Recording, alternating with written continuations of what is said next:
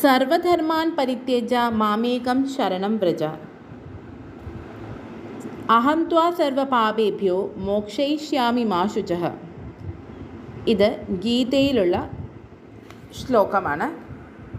ഇതിൻ്റെ അർത്ഥം എന്താണെന്ന് വെച്ചാൽ, എല്ലാ ധർമ്മങ്ങളെയും വെടിഞ്ഞ് നീ എന്നിൽ അഭയം പ്രാപിക്കൂ. ഏതൊരുവൻ എല്ലാ ധർമ്മങ്ങളെയും വെടിഞ്ഞ് എന്നിൽ അഭയം പ്രാപിക്കുന്നുവോ അവനെ ഞാൻ എല്ലാ പാപങ്ങളിൽ നിന്നും മുക്തനാക്കി തീർക്കും. ഇത് ഭഗവാൻ അർജുനനോട് പറഞ്ഞിട്ടുള്ള കാര്യമാണ്. എന്നാൽ ഇതേ ഭഗവാൻ തന്നെ അർജുനനോട് ഗീതയിൽ പറയുന്നുണ്ട്, അർജുന, നീ നിൻ്റെ സ്വധർമ്മം വെടിയരുത്. അതായത് അർജുനൻ്റെ സ്വധർമ്മം എന്ന് പറഞ്ഞാൽ ക്ഷത്രിയ കുലജാതനായ അർജുനന് സ്വധർമ്മം എന്ന് പറയുന്നത് യുദ്ധം തന്നെയാണ്. യുദ്ധം, ക്ഷത്രിയ ധർമ്മം. ആ ക്ഷത്രിയ ധർമ്മം വെടിയരുത് എന്ന് അർജുനനോട് ഭഗവാൻ പറയുന്നുണ്ട്. എന്നാൽ അതേസമയം ഭഗവാൻ ഇതും പറയുന്നുണ്ട്, അതായത് എല്ലാ ധർമ്മവും വെടിഞ്ഞ് നീ എന്നിൽ അഭയം പ്രാപിക്കൂ, ഞാൻ നിന്നെ എല്ലാ പാപകർമ്മങ്ങളിൽ നിന്നും മുക്തനാക്കി തീർക്കുന്നതാണ്. അതെന്തുകൊണ്ടാണ് എന്നുള്ളൊരു ആശയക്കുഴപ്പം നമുക്ക് വരാം, അല്ലേ? അപ്പോൾ ഭഗവാൻ പറയുന്നത് ഇതാണ്, ഒരേ സമയം എന്തുകൊണ്ടാണ് രണ്ട് കാര്യം ചെയ്യാൻ ആവശ്യപ്പെടുന്നതെന്ന് വെച്ചാൽ, നീ നിൻ്റെ മനസ്സിനെ ഭക്തിയിൽ മുഴുക്കൂ. അതായത് ചിത്ത്, അതായത് നമ്മുടെ മനസ്സ് ഭഗവാനിൽ ഉറപ്പിക്കുക. ഭഗവാന്റെ ഭക്തിയിൽ നമ്മൾ മനസ്സിനെ ഉറപ്പിക്കുക. എന്നിട്ട് നമ്മുടെ കർമ്മങ്ങൾ ചെയ്യാം. അതായത് അതിനോട് നമ്മൾ ചെയ്യുന്ന കർമ്മത്തിന് നമുക്ക് തിരിച്ചൊന്നും കിട്ടണമെന്ന് ഒരു ആഗ്രഹം വെക്കാതെ, നമ്മളൊരു സ്നേഹം ഒരാൾക്ക് കൊടുക്കുകയാണെങ്കിൽ ആ സ്നേഹം അതുപോലെ തിരിച്ചു കിട്ടണം എന്ന് വിചാരിക്കാതെ, അതിനെ തിരിച്ചൊന്നും പ്രതീക്ഷിക്കാതെ, ഫ്രൂട്ട്ഫുൾ ആയിട്ടുള്ള ഒരു കാര്യം നമ്മൾ പ്രതീക്ഷിക്കാതെ കൊടുത്തുകൊണ്ടിരിക്കുക. അതുപോലെ ഭഗവാനിൽ അർപ്പിച്ച്, മനസ്സ് അർപ്പിച്ച് കർമ്മങ്ങൾ ചെയ്യുക.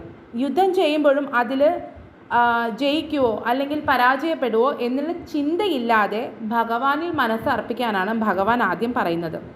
അതാണ് കർമ്മയോഗത്തിൻ്റെ തത്വം. എന്നാൽ അതേപോലെ തന്നെ ഭഗവാൻ പറയുന്നുണ്ട്, നിൻ്റെ എല്ലാ ഭൗതിക കർമ്മങ്ങളും വെടിഞ്ഞ് നീ എന്നിൽ ആശ്രയം സ്വീകരിച്ചു കഴിഞ്ഞാൽ ഞാൻ നിൻ്റെ സർവ്വപാപങ്ങളിൽ നിന്നും നിന്നെ മുക്തനാക്കാം.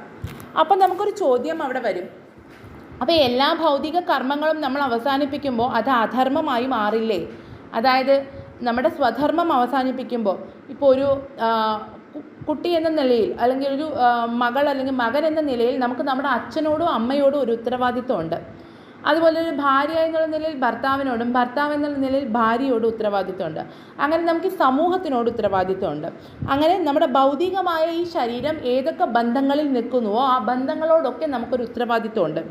അപ്പോൾ ആ സർവ്വ ഭൗതിക ബന്ധങ്ങളും നമ്മൾ വെടിഞ്ഞാൽ, ആ കർമ്മങ്ങളെ മുഴുവൻ നമ്മൾ നിരാകരിച്ചാൽ നമുക്ക് അത് അധർമ്മമായി ഫലിക്കില്ലേ എന്നൊരു ചോദ്യമുണ്ടാവും. പക്ഷെ ഭഗവാൻ ഇതാണ് പറയുന്നത്, ഭൗതികം എന്ന് പറയുമ്പോൾ നമ്മുടെ ഈ ശരീരം കൊണ്ടുണ്ടാവുന്ന ബന്ധങ്ങളാണ്, അല്ലേ? നമ്മൾ ഈ ശരീരം കൊണ്ടാണ് നമ്മൾ ഈ ഭൗതികമായ സർവ്വ ബന്ധങ്ങളും നിലനിൽക്കുന്നത്. നമ്മൾ നമ്മളെ ശരീരമായി കാണുമ്പോൾ ഈ പറയുന്ന ഭൗതിക ബന്ധങ്ങളെല്ലാം നമുക്കുണ്ട്. എന്നാൽ നമ്മൾ നമ്മുടെ ശരീരത്തെ വെടിഞ്ഞ് അതിനെ ആത്മാവായി മാത്രം കാണുമ്പോൾ നമ്മുടെ ബന്ധുവും മിത്രവും ശത്രുവും എല്ലാം ഭഗവാനാണ്. അപ്പോൾ ഈ ഭൗതിക ബന്ധനങ്ങളിൽ നമ്മൾ ഏർപ്പെടുന്നില്ല.